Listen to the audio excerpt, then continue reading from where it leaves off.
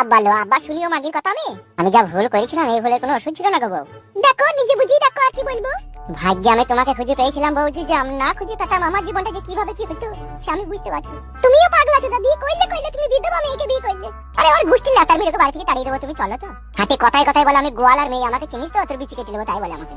হ্যাঁ সস্তাটা, তুমিও আর কুট কলাইটা কেটে নেবা। কুট কলাইটা হাতে করে ধরা যায় না, যে বড় গুগলের মতো ভেতরে ঢুকে যায়। তুমি বাই করবা, আমি আর হাত লাগাবো না। তোমাকে পেয়ে গেছি বাস, এতে আমার জীবন ধন্য, আর আমার কাউকে দরকার নাই। তুমি যতদিন বাঁচবা তুমি আমার এক নম্বর আসল বউ হয়ে আমার কাছে থাকবা।